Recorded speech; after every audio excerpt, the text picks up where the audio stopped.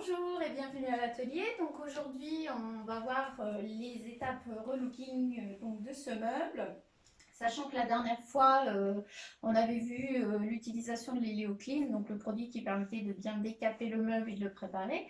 Donc là, on va commencer donc la phase, je dirais, sympathie de relooking du meuble. Donc on utilise le kit Mon Premier Looking, qui comportait, vous savez, les 3 produits. Donc la sous-couche, la mise en peinture et le produit vitrificateur qui permettra de protéger le travail que l'on aura effectué. Donc là, on va commencer donc par la première étape, premier produit, donc pose de la sous-couche qui va permettre d'avoir une bonne accroche produit pour pouvoir après positionner la peinture de couleur de son choix correctement. Donc ce que j'ai fait, c'est que j'ai déjà protégé les parties que je ne voulais pas peindre avec donc du ruban de masquage. Là, le plateau, je le laisse brut et je peins le bâti. Donc, j'ai protégé les dessous de mon plateau de manière à ne pas les recouvrir de sous-couche. Donc, j'ai scotché tout ça. Hier, j'ai appliqué une première passe de sous-couche. Donc, pour ça, on utilise le pinceau et le rouleau pour appliquer donc la sous-couche. Et je voulais donc vous montrer aujourd'hui comment on procède, sachant que bon, là j'ai déjà fait une couche, mais moi en général j'applique deux fois deux passes. Donc c'est vrai que parfois la peinture, lorsque l'on fait la première application, on a tendance des fois à avoir un petit peu de mal, ça patine un petit peu avec le pinceau et le rouleau. C'est normal parce que des fois, comme on applique les peintures sur un vernis, c'est quand même une matière assez lisse, donc ça peut patiner un petit peu lors de l'application. C'est-à-dire que le rouleau, au lieu de tourner, bah, il reste figé, vous avez l'impression d'essuyer la peinture. Donc ça, c'est généralement, c'est dû, c'est que soit vous avez mis trop de peinture, soit vous appuyez trop fort. Et du coup, le rouleau bah, n'a pas d'aisance suffisante pour pouvoir tourner. Donc ça, il faut doser un petit peu. Donc là, je vais vous montrer comment on applique la peinture, sachant que bon, c'est la deuxième passe que je fais, mais la première, ça se passe exactement pareil. Donc je vais donc utiliser la première peinture. Donc on va commencer par le côté donc, du meuble. Et puis, donc là, j'avais déjà appliqué hier soir la première sous-couche. Je vais refaire une deuxième application, toujours de la sous-couche. Donc je vais vous montrer du coup un petit peu comment procéder. On utilise à la fois le pinceau et le rouleau en même temps pour avoir une uniformité d'application de peinture, éviter les coulures, éviter les traces de pinceau, etc. Donc hier, j'ai fait la première application. C'est ce que vous voyez donc du coup là. Et j'ai rincé mes outils hier puisque c'est des peintures à l'eau. Donc on peut tout à fait nettoyer ces outils et les réutiliser le lendemain. Donc ce que je fais, c'est que mon pinceau, je le nettoie et je le réutilise propre. Par contre, mon rouleau, comme je savais que j'allais le réutiliser toujours avec ce même produit, je l'ai simplement rincé grossièrement et je l'ai stocké durant la nuit dans une petite poche en plastique de manière à le garder humide et qu'il ne sèche pas pour pouvoir le réutiliser aujourd'hui. Donc là, je vais vous montrer comment on utilise les deux outils en même temps. Donc c'est assez simple, il n'y a rien de bien compliqué, mais ça va vous permettre de voir comment j'applique le produit. Et du coup, vous allez voir, c'est relativement uniforme. Et puis, ça va permettre d'avoir une super accroche. En même temps, le produit va boucher, stopper toutes les remontées tanniques éventuelles. Bon, là, il y en a eu légèrement parce que j'avais mouillé mon support. Donc, on peut voir qu'il y a quelques traces de remontée tannique. Donc, ça, c'est vraiment la sève du bois qui remonte du fait de l'humidité. Mais normalement, la deuxième couche, déjà, on ne verra plus ces nuances-là, ces petites teintes qui peuvent remonter. Donc, c'est pour ça que je fais deux applications concernant donc, la sous-couche. La sous-couche est le premier pot de peinture que vous avez dans votre kit. Donc, on y va. On va appliquer. Donc, moi, j'utilise le pinceau pour, je dirais, déposer grossièrement la peinture sur mon support, notamment il me permet du coup d'aller vraiment dans les angles, dans tous les endroits où je ne peux pas trop aller avec mon rouleau, que ça soit aussi tout ce qui est moulure, décor, etc. Et après, donc avec mon rouleau, alors je vais mettre un petit peu de peinture parce que du coup, comme je l'avais nettoyé, il n'est pas imprégné. Voilà. Donc moi, j'utilise mon pinceau hein, pour mettre de la peinture sur le rouleau au départ. Et puis après, ben, on va venir tout doucement étirer de façon homogène la peinture, donc la sous-couche, qui va permettre d'avoir une accroche vraiment nette, uniforme, etc. Voilà. Donc avec le pinceau, ben, on progresse, on y va. On n'oublie pas surtout de faire tous les angles, les recoins, etc. Voilà, d'un côté comme de l'autre.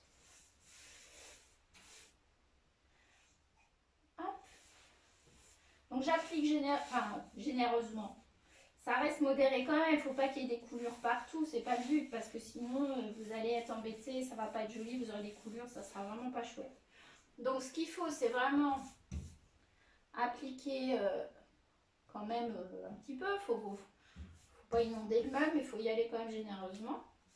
Et avec mon rouleau, je continue, je viens, voilà, étirer ma peinture de manière à recouvrir complètement ma surface.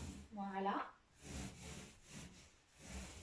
Alors, si vous sentez que votre pinceau, enfin le rouleau, quand vous le manipulez, il a tendance à patiner, c'est-à-dire à ne pas tourner et à glisser plutôt qu'à tourner, ça veut dire que soit vous avez mis trop de peinture dessus, soit vous appuyez trop fort sur votre manche et du coup, et ben, plutôt que de le faire tourner, comme il est écrasé, et bien vous vous retrouvez avec un rouleau qui ne peut pas tourner, donc du coup qui n'a pas d'autre choix que de glisser. Et là c'est pas bon parce que du coup ça va vous faire des traces, ça risque même d'enlever la peinture sur certains endroits, ce qui n'est absolument pas correct et vous aurez du coup un mauvais résultat. Donc ça sert à rien d'appuyer trop fort, il faut y aller, je dirais, tranquillement. On n'oublie pas surtout de faire les petits coins, les jonctions entre les différents morceaux de bois pour être sûr qu'il n'y ait pas de zone où il n'y a pas du tout de peinture. Voilà. On n'hésite pas.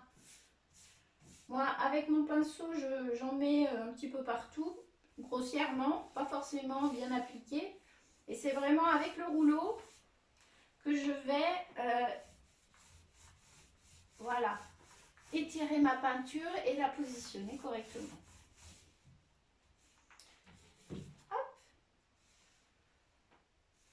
Donc là, vous voyez déjà, par rapport à tout à l'heure, on a une surface qui est uniforme. On ne voit pas de traces. Voilà.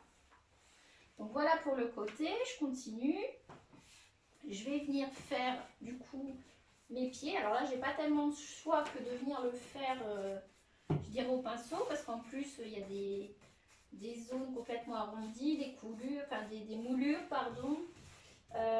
C'est pas forcément évident d'y passer le rouleau.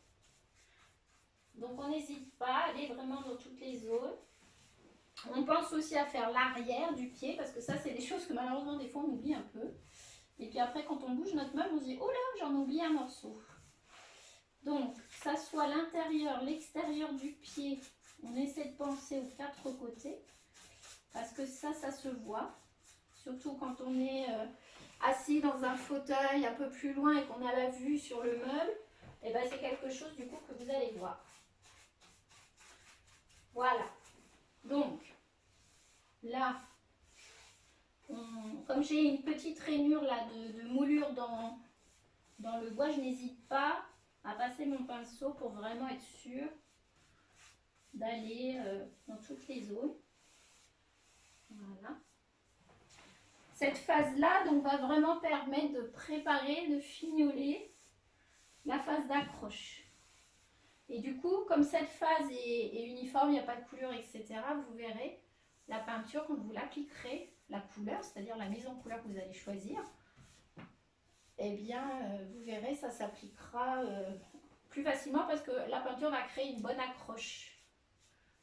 Voilà. Donc, j'avais scotché, hein, j'ai mis du ruban de masquage pour protéger les zones que je ne souhaite pas peindre, puisque j'avais décidé de garder mon plateau brut. Donc j'ai protégé le dessous pour que lorsque j'applique ma peinture, ben, je ne vienne pas le salir. Voilà. Donc là, on va s'arrêter là, on va le laisser sécher tranquillement. On va continuer sur les autres faces. Là, je repasse un petit coup, j'avais peut-être pas fait suffisamment. Voilà, nickel. Donc là, on va continuer, on va faire tourner le meuble. Tac. Donc je vais venir faire la partie façade.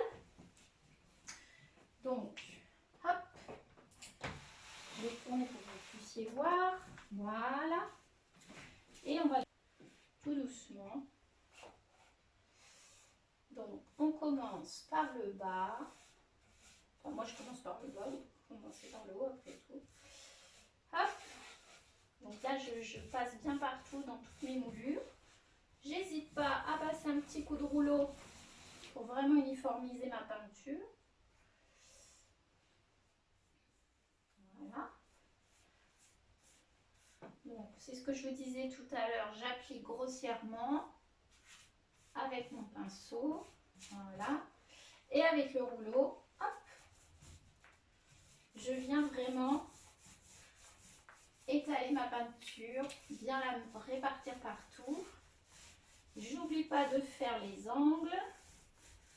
On peut le faire également au pinceau parce que là aussi il y a de la sculpture, du relief, donc on peut passer le rouleau. Je n'appuie pas, ce qui me permet d'avoir un rouleau qui tourne bien et du coup de bien uniformiser la couche de peinture. Voilà, donc je continue. J'avance sur mes différentes...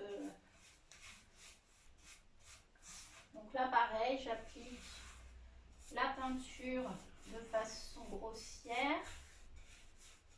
Voilà. Et avec mon rouleau, je viens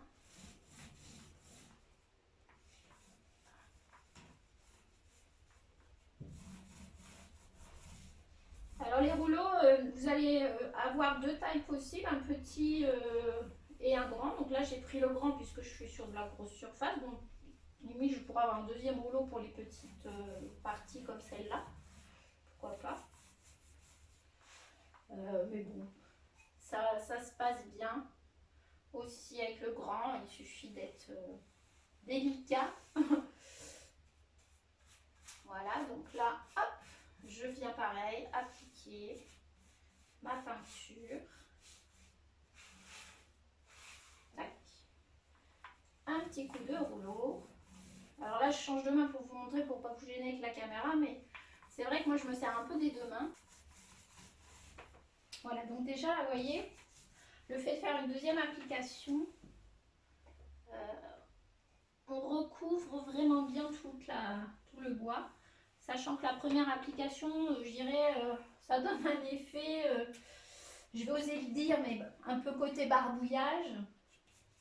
Parce que justement, la sous-couche adhère en partie, donc il y a des zones un petit peu plus claires que d'autres. Donc on a l'impression qu'on a mal appliqué notre produit, ce qui n'est pas forcément le cas. Et c'est parce qu'il faut au moins 2 couches en général pour vraiment être sûr que tout soit bien uniforme, qu'on est bien passé partout. Voilà, donc là j'ai un relief, mais il n'est pas très prononcé, donc finalement au rouleau ça suffit. Si j'avais une sculpture plus marquée, il est impératif là d'y passer je dirais le pinceau pour vraiment appliquer la peinture partout.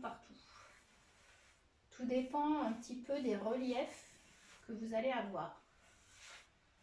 Voilà. Donc là je fais la partie bâtie des tiroirs. J'ai toujours pas tranché d'ailleurs sur mes tiroirs. Je ne sais pas encore si je les peins ou si je les laisse en bois naturel, brut quoi. J'ai pas réussi encore à me décider. À vrai dire, j'attends un petit peu de voir celui-là, ce que ça va donner une fois mise en couleur, pour vraiment me décider. Donc une couche, ça s'applique assez vite. Et en plus, la sous-couche a l'avantage de sécher quand même assez rapidement. Donc, à la fois, vaut mieux pas se mettre en plein courant d'air et tout ça, parce que comme elle sèche vite, il faut qu'on ait le temps au moment où vous l'appliquez avec le pinceau, bah, vous ayez encore le temps quand même de passer le rouleau. Voilà.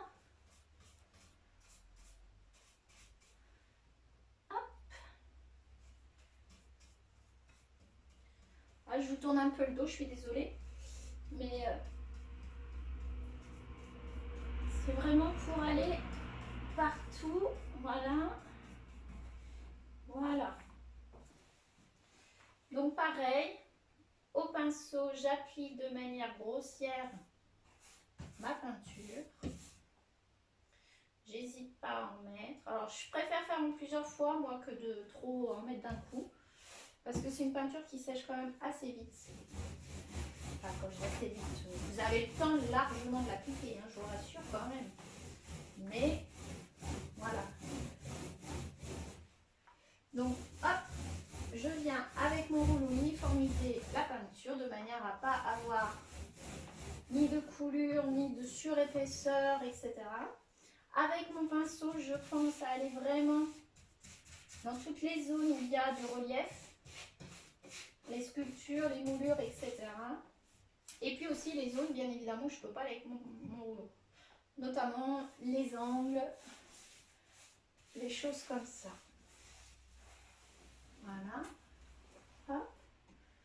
On continue l'application. Ça y est, je m'asperge.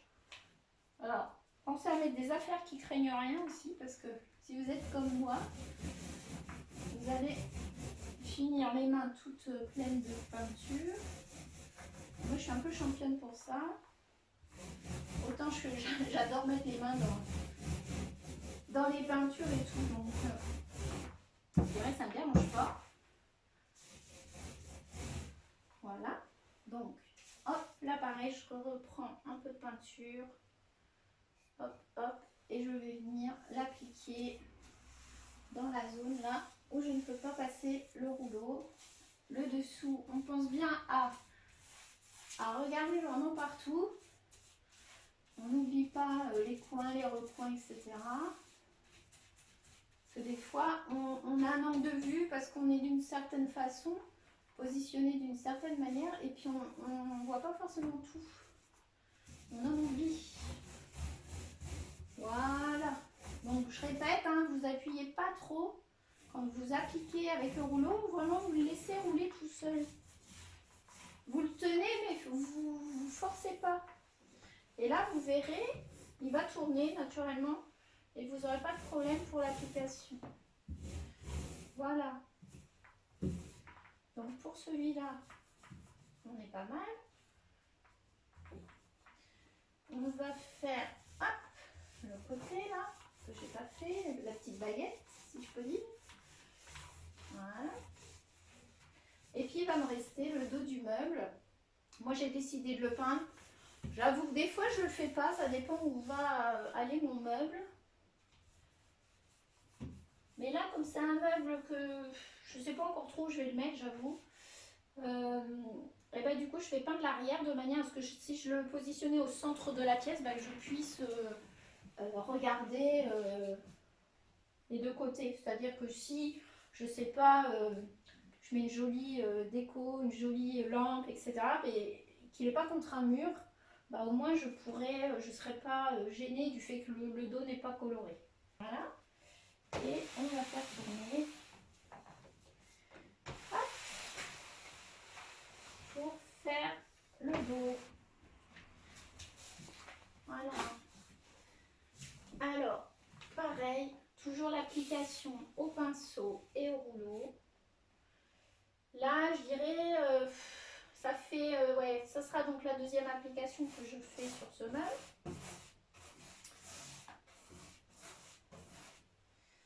Alors le dos, je dirais, il a tendance à boire un peu plus la peinture. Car le dos, lui, c'est généralement une planche de bois brute qui qui n'est pas forcément verni de la même manière que le reste du meuble. Donc des fois ça a tendance à boire un peu plus. Si c'est le cas, si vous voyez que c'est vraiment très clair et qu'il y a encore des zones pas très jolies, pas du tout uniformes en peinture, eh bien n'hésitez pas éventuellement à repasser une troisième couche. Mais bon, généralement ce qui est important c'est vraiment d'avoir l'accroche. Après je dirais il vaut peut-être mieux s'arrêter à 2 couches d'application avec la sous-couche, mais plutôt de soigner après la phase peinture. Puisque là, quand vous aurez déjà une sous-couche quand même bien appliquée, vous pourrez vous permettre simplement 2 couches. Moi là, finalement, je vais faire que 2 couches parce que ça prend bien. Je n'ai pas forcément besoin d'en faire une troisième. Voilà. Hop. Je préfère bien fignoler ma mise en peinture. Là, c'est vraiment juste l'accroche. Hein. C'est pas esthétique ce qu'on fait. Il faut pas qu'il y ait de couleur, etc. Bien sûr, mais pour autant, le rendu final, c'est pas celui-là, quoi. Voilà. C'est ce que je vous ai expliqué. Moi, je suis un peu à utiliser mes 2 mains. Voilà. Donc là, je fais les parties, je dirais, le cadre du meuble. Donc pareil, on n'oublie pas les pieds surtout, sur toutes les faces. Voilà. Je n'appuie pas trop sur le rouleau, ça se fait tout seul. Voilà. On pense à toutes les facettes du pied et on poursuit. Voilà, donc là avec le pot de peinture là, de sous-couche du kit, j'ai déjà fait 2 applications sur une petite table de nuit. J'ai fait du coup, là j'aurais fait 2 applications également du meuble, donc du semainier qui est quand même, comme il a 7 tiroirs, il est assez grand hein, comme meuble déjà. Et j'en suis à peu près à la moitié de mon pot. Donc ça veut dire que je pourrais faire limite 2 meubles comme celui-là, plus 2 tables de nuit. Donc vous voyez, avec un kit, vous avez quand même de quoi faire pas mal de choses. Sachant que cette sous-couche, elle marche pour tout. Je sais que chez d'autres marques, vous êtes obligé d'acheter une sous-couche surface lisse, une sous-couche bois, une sous-couche, etc. selon finalement le support que vous utilisez.